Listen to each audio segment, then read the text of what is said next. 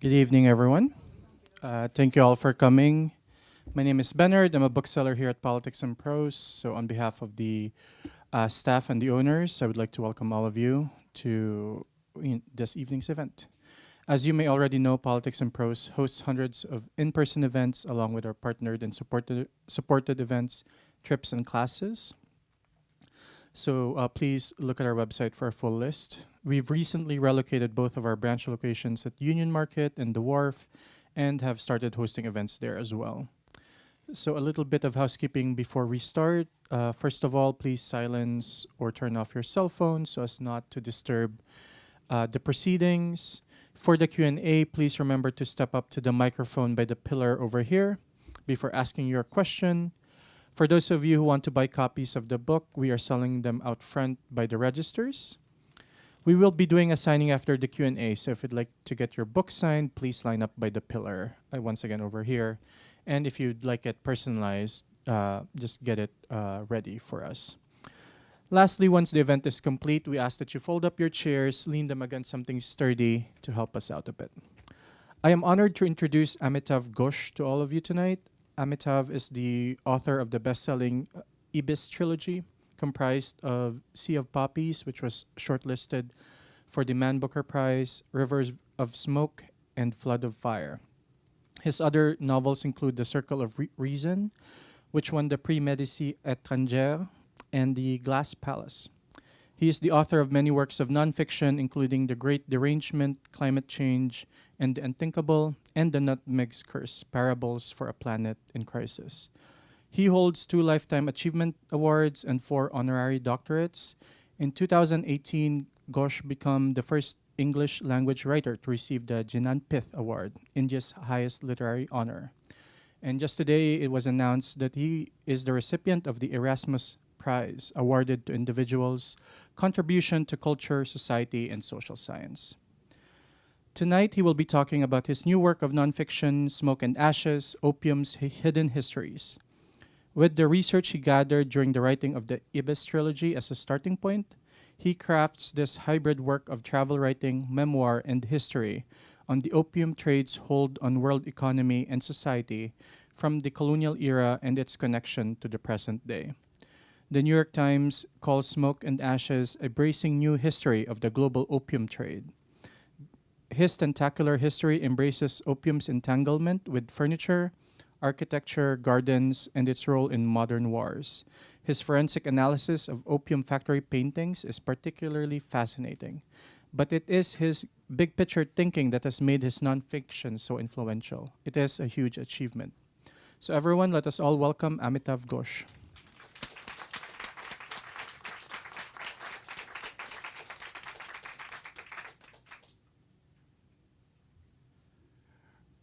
Hello. It's great to be here. I've come here with almost every book that I've published, I think, and so it's really nice to be back once again. Thank you all for coming, and thank you for that very nice introduction. So I'm going to talk to you about my new book, and it's called Smoke and Ashes. And really, the book derives from an earlier set of books. I call it the Ibis trilogy. Some people say Ibis. I think either is fine with me.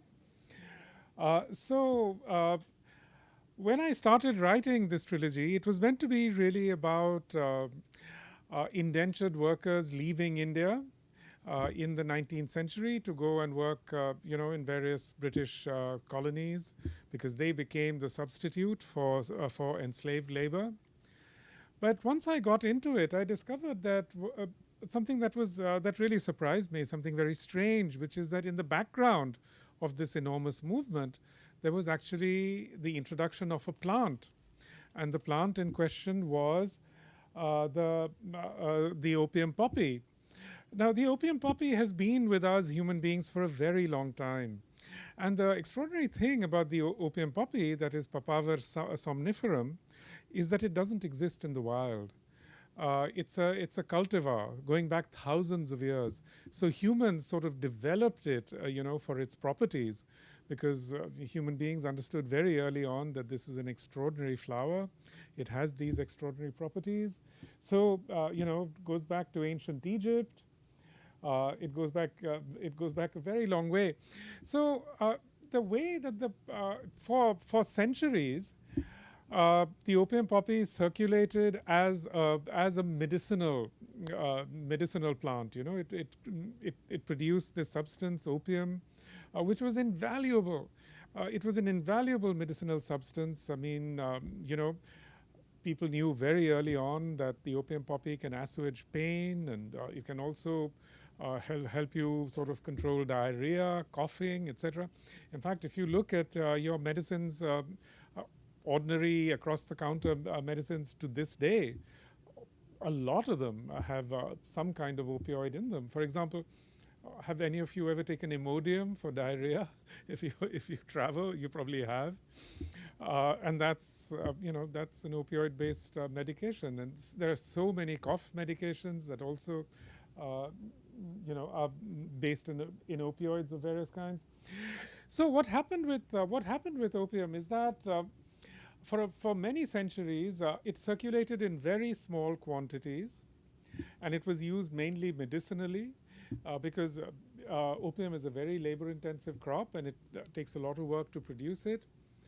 So, and it also takes a lot of processing. Unlike many other psychoactive substances, opium, is actually very highly processed, which is not the case, for example, with marijuana or with coca leaves or with khat or whatever.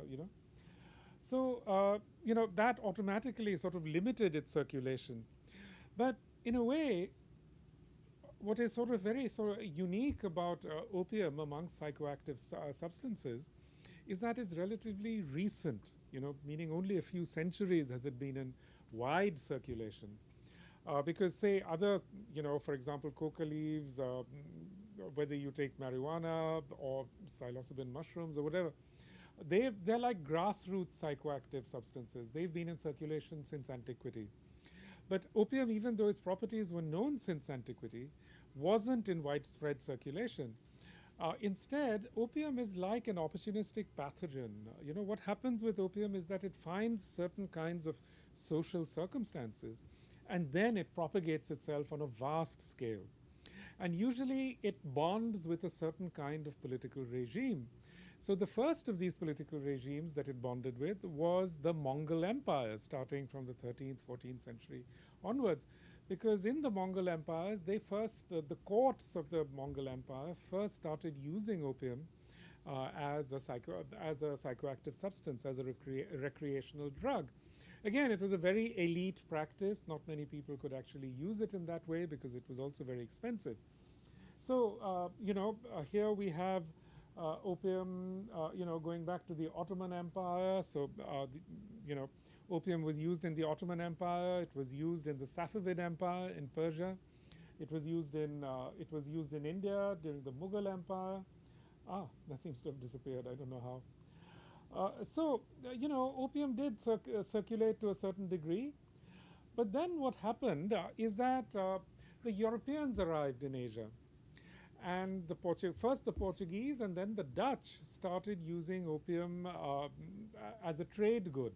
It became this commodity that they used in order to establish monopolies on various kinds of Southeast Asian products. For example, nutmeg, which I've also written about at great length. But nutmeg, many other Southeast Asian commodities.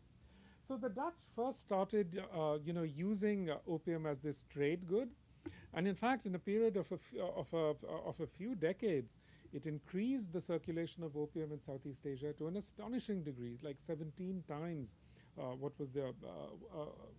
existed before. So. So the Dutch were really they were the first to sort of enter into this trade in a very large way. But then it also came into, it was also circulating in India in very elite circles, that is the Mughal courts amongst very rich people. But then a new factor entered into it. So the most important trade commodity in Asia, in fact, in the world, really, in the from literally the 17th century onwards, was not opium; it was tea. Tea was an enormously important trade commodity, and all the tea in the world came from China. It's not that all the tea in the world was made in China. Japan had tea, but Japan wasn't within these, wasn't a part of these trade routes. So tea became very important especially within the British economy from the late 17th century onwards. And here are some pictures of of how tea is produced. This is a famous picture uh, from the, and here you see the entire sort of production cycle of tea. Tea is planted up in the mountains. It comes down. It's sent to the ports. And basically, the main tea trading center was Guangzhou in China. It was the only port that was allowed to trade with Westerners. So this is a picture of Western merchants negotiating the price of tea. So through much of the 18th and 19th centuries, the tax on tea was Britain's second largest source of revenue. It basically paid for all state expenditure in Britain. It's astonishing to think. And it was produced, tea was a monopoly of the East India Company. And it was sold even in America as a monopoly of the East India Company. Americans weren't allowed to trade with China. That was completely a monopoly of the East India Company. And the East India Company sold tea in America at a great markup, which created a lot of resentment. And as you know, it led to a famous incident in Boston, which is still with us in one way or the other. so, so these were the tea auctions that were held at the India House in London. Now, the thing about tea is that the British, even though they became very dependent on tea revenues, the problem for them was that they had to find something to trade for tea because the Chinese, they wouldn't accept any British goods. They didn't need any British goods. I mean, everything that the British could produce, they could produce better, which is much the case today. You know, I mean, who needed wool, in China? So, in fact, the tea had to be paid for with silver. This was great for a long time because the Europeans were then, enslaving and murdering and killing thousands of indigenous Americans and so on. And this single mine, Potosi, produced vast quantities of silver, and it's still active, in fact, in Peru. But then, round about the mid 18th century, there was a problem. The quantity of silver in circulation began to dry up, so they had to find something else to trade for tea. And they racked their brains, and so this was roughly the situation. Chinese exports to England were vast, and this is something that China's Qianlong Emperor said to King George, your famous King George III in 1793. The Chinese had absolutely no use for any articles that were produced in England. So, so what happened then is that they had to find some other. They had to find some other commodity. So in 1763, this part of India, that is basically the region of Bihar, it's the Indo-Gangetic Plain. The British conquered this region, and this happened to be the major opium-producing region. So they had a great brainwave, and they said, "Oh well, let's expand the market for opium in China." And they started from the 1770s onwards, exporting large quantities of opium to China. And so this is a very interesting and important book which outlines this history. So what's very interesting is that the British set up this whole department called the Opium Department. It was a huge bureaucracy, and it was really a kingdom within an empire, and it ruled basically the entire Indo-Gangetic Plain. And this kingdom had two capitals. One was this place called Ghazipur, where the British established a huge opium factory. As you can see, it was a very pretty it was a pretty little town, and this was also where Lord Cornwallis Butcher Cornwallis, who basically lost the American War of Independence, and then, as usually happens in Washington or generally in the Anglosphere, you lose upwards, you get kicked up once you fail. So he was made Governor General of India, and his great contribution was that he created this factory, this great opium factory in Ghazipur, and he actually died in Ghazipur. That's his tomb in Ghazipur. And this is the factory that he presided over, uh, and the factory still exists in Ghazipur, and it continues to produce opium. It's one of the largest opium producing facilities in the world. It has probably it's been in continuous operation since the 1780s. It's probably the longest existing industrial enterprise in India. Certainly in India, one of the oldest in Asia. It's produced. I mean, you can't even imagine how much wealth it's produced for the British Empire and for America, which is the story that I'm going to come to presently. So, but the people who worked in the Ghazipur opium factory were really just these poor peasants, local people who gained almost nothing from it and who were just made to work for really just a pittance. And that continues to be true to this day. These are some of the workers of the Ghazipur opium factory now. The other big center of opium production was Patna, which is now the capital of the state of Bihar. The Patna opium factory no longer exists, but it was in production for a very long time. And here we see a picture of the opium factory of Patna, and this is by an artist called Sitaram, who I really think was maybe the most important Indian artist of the 19th century. A really amazing painter. He was sort of, of a school that's called a company school. I mean, they were sort of sponsored by the East India Company, and they became, they produced art in a very hybrid sort of tradition, where they incorporated certain Western traditions of art into Indian traditions. So what's so interesting here is that you'll see he's depicted the opium factory essentially as a Mughal palace, but at the same time he's absolutely in love with perspective. So he's literally depicting the curvature of the earth over there, as you can see. So it's a bird's eye view, but he's painted himself into it. That's him down there. That's Sitaram painting the opium factory and painting himself into it. Uh, his work really only very recently came to public attention, because he produced his work for uh, you know uh, a Governor General called Lord Hastings, who then took it all back to England and stuffed it away in his vaults. So nobody knew about it until about 1999, when the British Library bought up a lot of them. So again, you see, this is another picture of the opium go down in Patna. But what's so interesting about these about these pictures is that these opium factories were really dirty, awful, stuffy, smelly places, crowded with people, and he just painted all the people out. And the reason for that is because these pictures were made to be shown in England, and the whole purpose behind them was to prove that the British Empire was a very modernizing force, etc.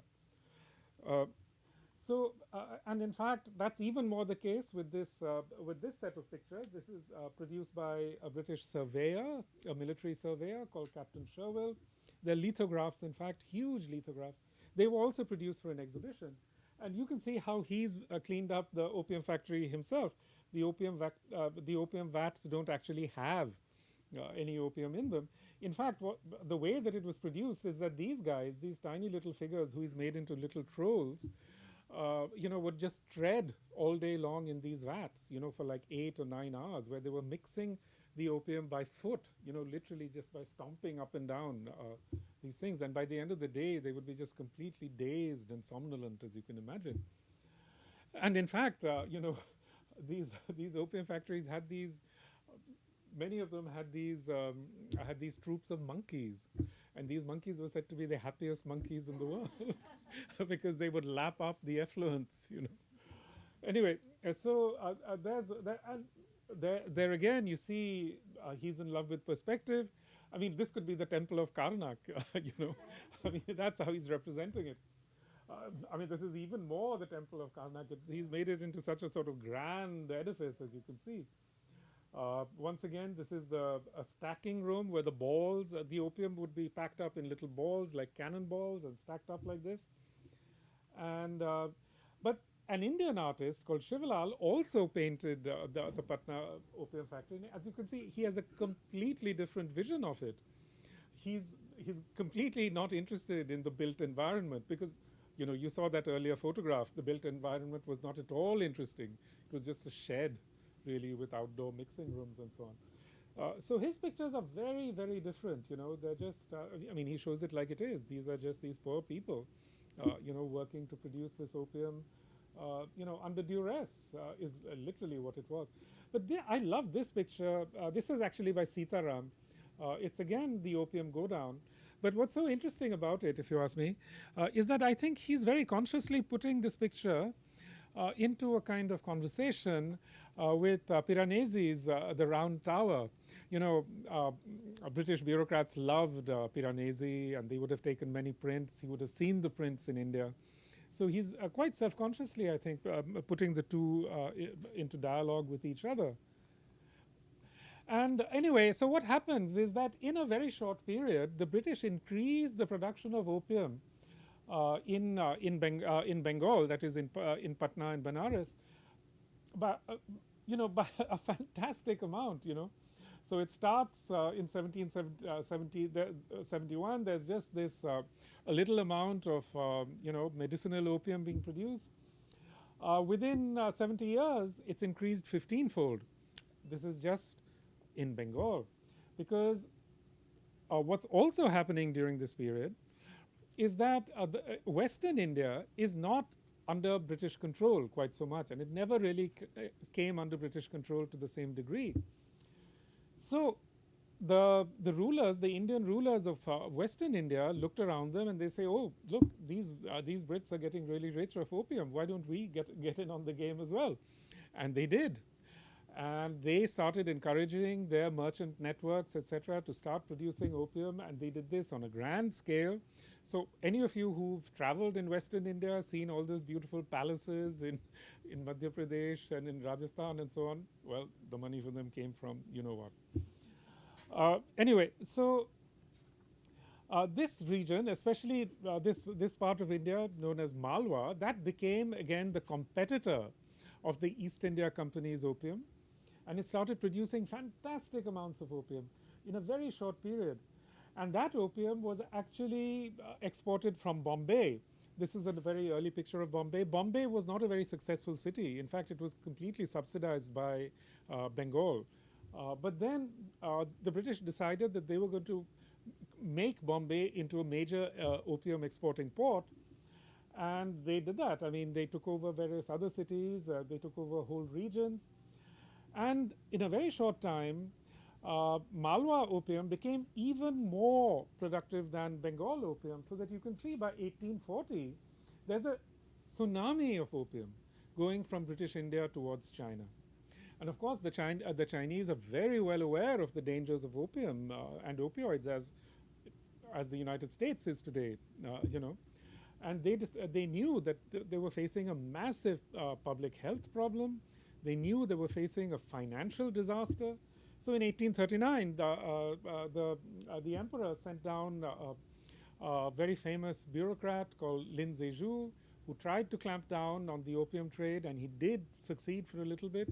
But then the British declared war on China, and essentially they forced China to continue to import Indian opium. It's one of the saddest and most horrible stories in history, really. I mean, just imagine if there were a country that were exporting opium to the United States, and if the United States tried to stop it, that country would say, "No, we'll wage war on you and make you continue, importing opium." So this is the Yongzheng emperor who tried to clamp down on the opium trade. So the way that the opium trade was organized is that from the Ghazipur and Patna opium factories, the opium fleet would bring the opium to Calcutta, and in Calcutta the opium would be auctioned, and this is a picture of the building where the opium auctions were held. Today, well, quite appropriately, it's the Hong Kong and Shanghai Banking Corporation's headquarters. Hong Kong, the HSBC was actually founded by major opium traders, in fact.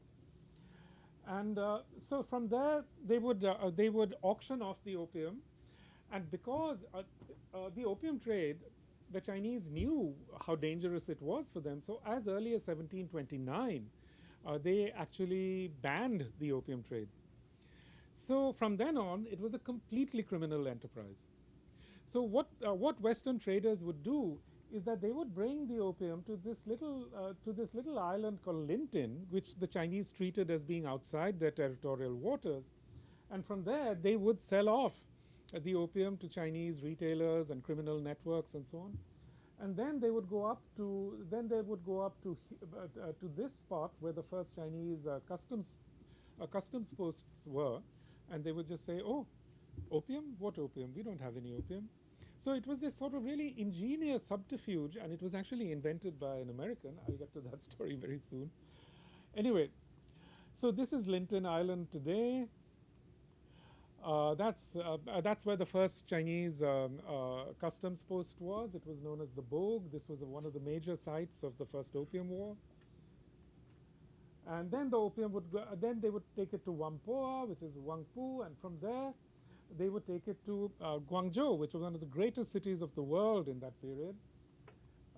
I don't know, many of you will probably have been to Guangzhou, but it's a completely wonderful city. I mean, I just love the place. I've spent a lot of time there. So these are the opium ships of Linton in China in the 19th century. So the opium would be sold off these ships, and these little boats would carry it off to the mainland, where it would pass into the control of retail networks. This is Guangzhou in the 19th century. It had these two lines of walls. Those of you who've been to Guangzhou will know that the walls no longer exist. They were taken down in 1910 by, in fact, the then mayor, who happened to be Sun Yat-sen's son. The tea trade was an exclusive monopoly of the East India Company, as I said before, so Americans couldn't trade in tea. But these two books explain to us how Americans got into the tea trade, because in 1783, once the Americans became free, they faced a huge problem. Because there they were, the small fledgling economy surrounded by British colonies, which they couldn't trade with. So who could they trade with? They had to find some other trading partner, and China became that trading partner. So in 1783, literally weeks after the last British ships had departed New York, the first major American vessel to trade with China set off.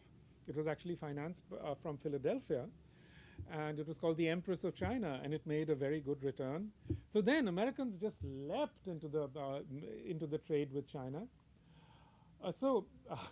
Astor was one of the first to get involved in the trade with China. The problem for Americans trading with China was the same as the problem for British traders who were trading with China, which is that they wanted Chinese goods, but they had nothing to offer to the Chinese. So they tried to find other commodities. Astor, as you know, he made his money in the fur trade. So he really opened up the Northwest. He founded a port called Astoria, from where he was exporting on the Columbia River. So from there he was exporting furs to China. So that lasted for a while. But the problem is that the market for furs and the other things that they were trying to sell, like ginseng and so on, wasn't very elastic. So they had to find something else. And of course, they knew what the British were doing. So finally, they decided to jump into the opium trade. So Astor was one of those who jumped into the opium trade. This was another great American merchant. So what the Americans did, they were all Yankees from the Northeast. They were very entrepreneurial people. So they found a new source of opium, which was in Turkey. And they pioneered this whole Turkey to China opium route, and they made a lot of money off that. And here's another, Stephen Girard. You may know him because he founded a hospital for the blind in Philadelphia that still exists. But he also got really sort of, he jumped into the opium trade, made a lot of money out of it. And a lot of them, so what happened is that at a certain point, Turkey just wasn't producing enough opium. So they needed to get into the Indian opium trade, and they did this by creating partnerships with Indian merchants like this great, he was one of the biggest opium merchants in India. He was a Parsi in Bombay. So the Americans started setting up these partnerships with, with Parsi and other Indian merchants. Wilcox was another leading Philadelphia merchant who uh, made enormous amounts of money out of opium. Uh, this history is very well told in this book by Jennifer Rose. Now, this Thomas Handaside Perkins was actually the linchpin of the opium trade. So what happened is that a circle sort of grew up in basically in Boston. They were all very closely related, and they were basically sort of uh, let's say people of British descent, many of whom had come over on the Mayflower and so on. And that's disappeared, and that's too bad. So they set up this company called Russell and Company, and Russell and Company became the biggest opium trading house in Guangzhou, or rather one of the biggest American opium trading house. Why have all my so they made a lot of money. John Cushing was one of the biggest opium traders. So essentially, what happened is that this entire group of people that you probably know as the Boston Brahmins, essentially that's where the money came from. And they were all very closely connected. They were like a sort of Indian trading caste. They only married each other. They lived next to each other. They went to the same churches. I mean, it's an astonishing phenomenon. Absolutely the opposite of the Protestant spirit or whatever, you know. Anyway, so they were very lucky because there was this great Chinese merchant who was then the richest man in the world who patronized them, John Cushing especially. He made John Cushing into one of the richest men in America in 6 years. This 16-year-old boy goes to China, makes this vast fortune, and comes back to Boston as, perhaps the richest man in America at the time. And this story is very well told by this great historian, Jacques M. Downs. He's written about this circle at great length, these Boston Brahmins. So while they were in China, these merchants lived in the foreign enclave.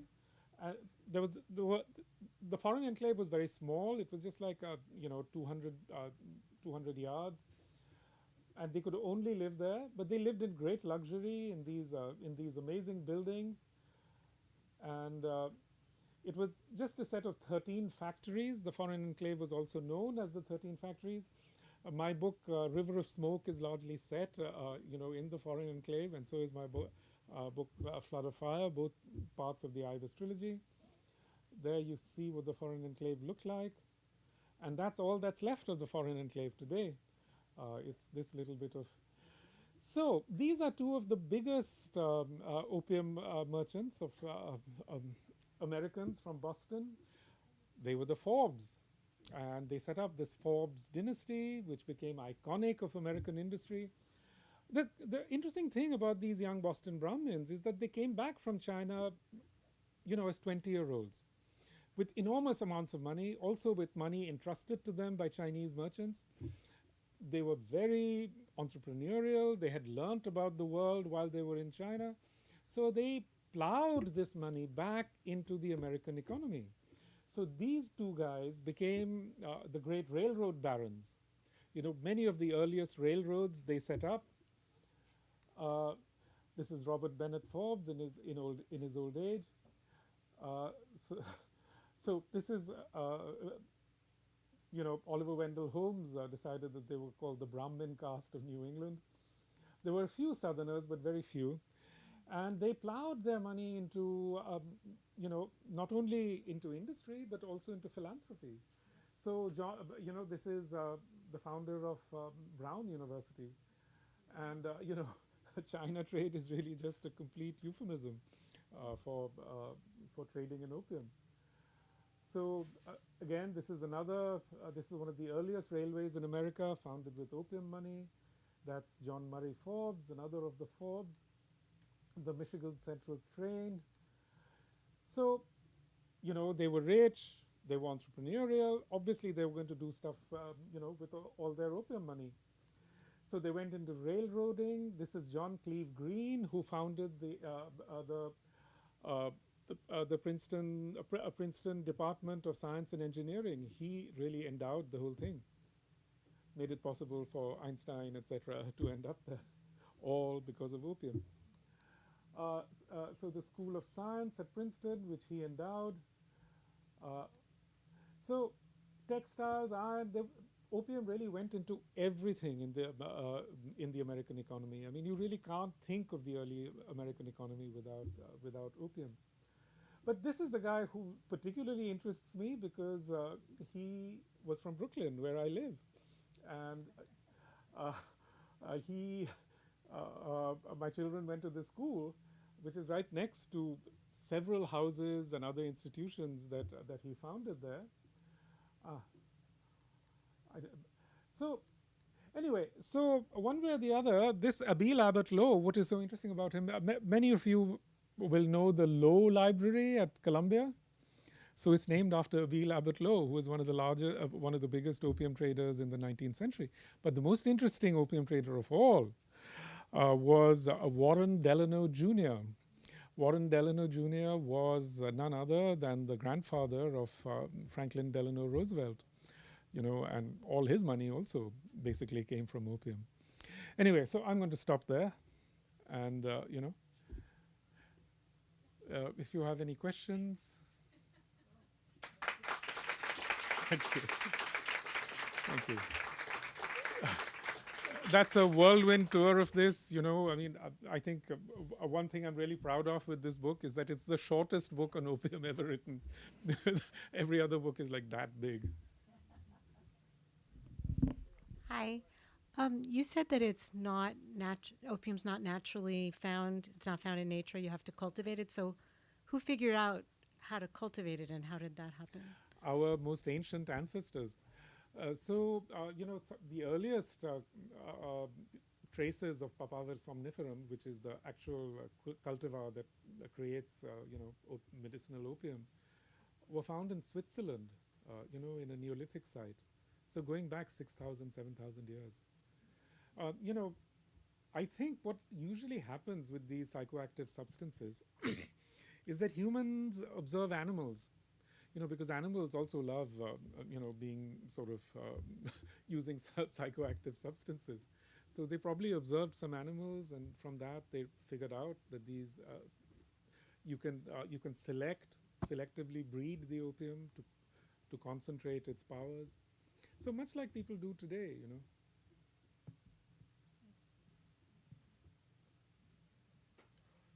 Yes? Why do you think that only the population of China became addicted to opium and not the population of India or Britain or even America? So the question is, why do I think that it was only the population of China that became addicted to opium, and not Britain or India? Well, it's a complex question, and it would take me a long time to answer in detail. But let me just try and be brief about it. You see, what happened with opium, as happens with all psychoactive substances, is that people who are familiar with these psychoactive substances generally develop protocols for dealing with them. So for example, the preferred psychoactive substance of Western cultures tends to be alcohol. But there are certain protocols for, you have your drink in the evening or with a meal or whatever, So you create these sorts of protocols for dealing with these things.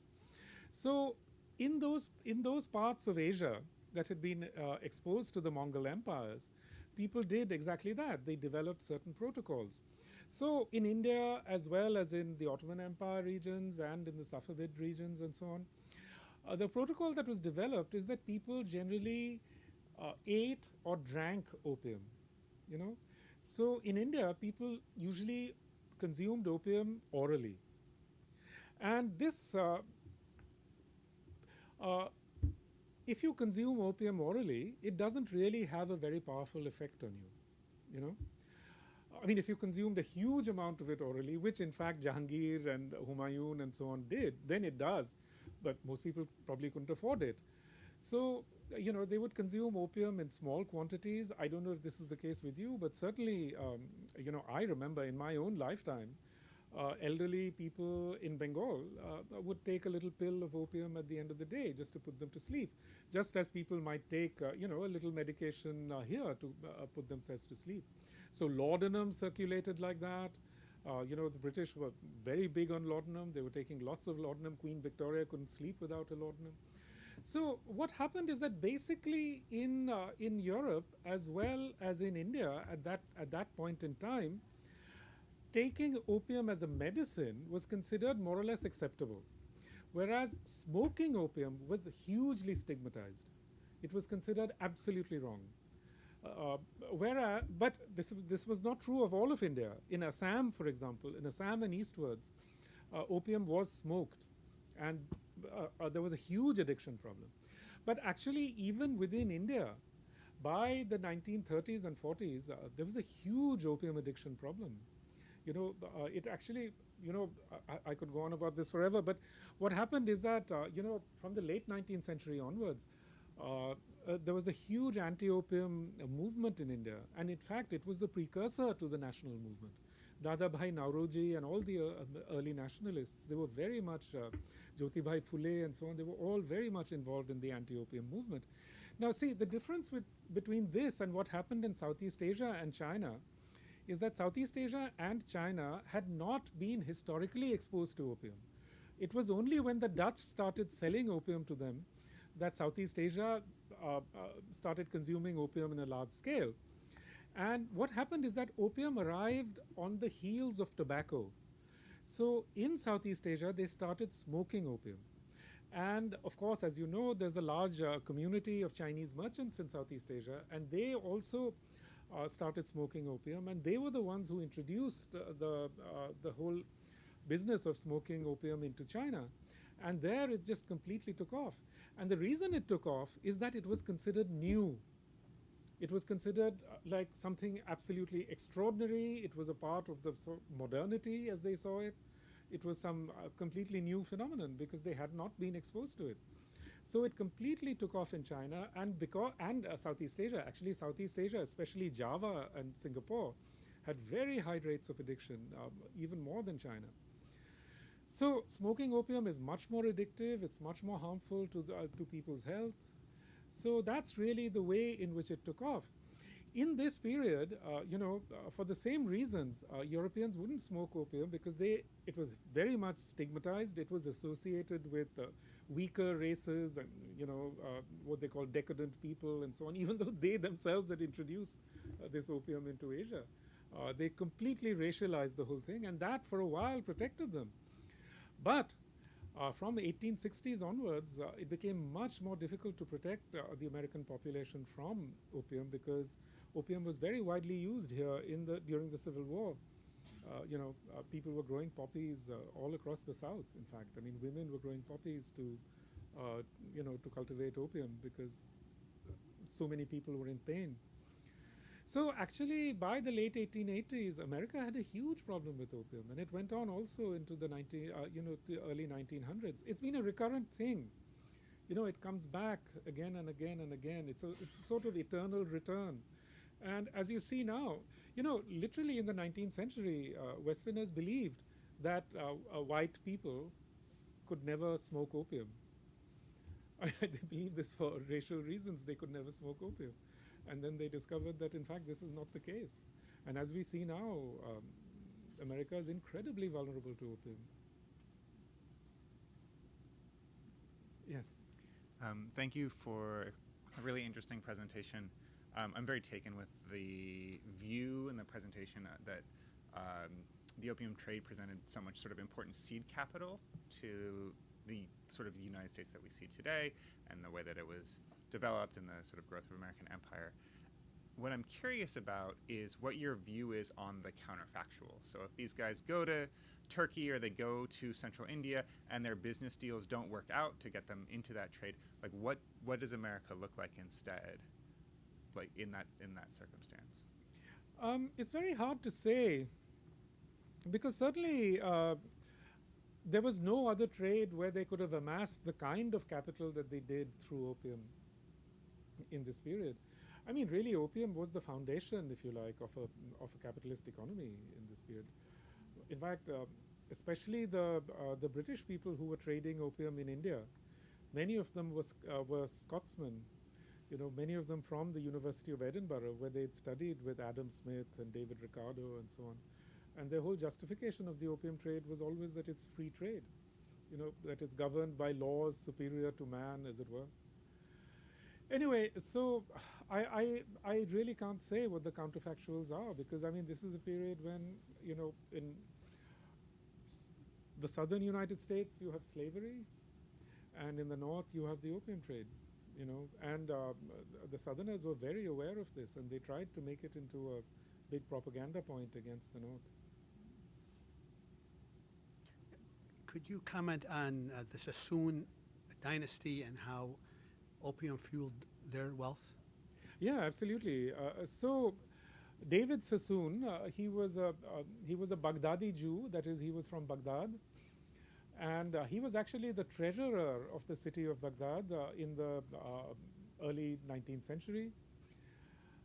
He and his family, so they were sort of being persecuted a bit by the Ottomans. So I think it was around about 1830 that they moved to Bombay. And he was obviously a very brilliant businessman, because within like 3 decades, he was able to form a complete monopoly of the Indian opium trade. So the Sassoons completely took over a large part of the Indian, especially of the selling of opium, you know, across the Indian Ocean region, and they became fabulously wealthy. If you go to any city, any of the major port cities of Asia today, you'll see Sassoon docks, you'll see Sassoon hospitals, you know, many things named after the Sassoons. And the irony of it is that within one generation, they became completely assimilated into the British upper class. You know, they were marrying the Rothschilds, and Siegfried Sassoon famously wrote his book Memoirs of a Fox Hunting Man. I mean, he was actually a Baghdadi Jew. And it's really interesting to read that book. I don't know, have any of you ever read Memoirs of a Fox Hunting Man? So Siegfried Sassoon, actually there's a serial about him on Hulu now, because he fought in the First World War. He became a very vocal critic of the war. But it's so interesting, you know, he spent a part of the war in Palestine, you know, and in Egypt. And he just looks at the people there like they're, you know, not really human. You know, it's astonishing. Within one generation, there's a complete erasure of the family history.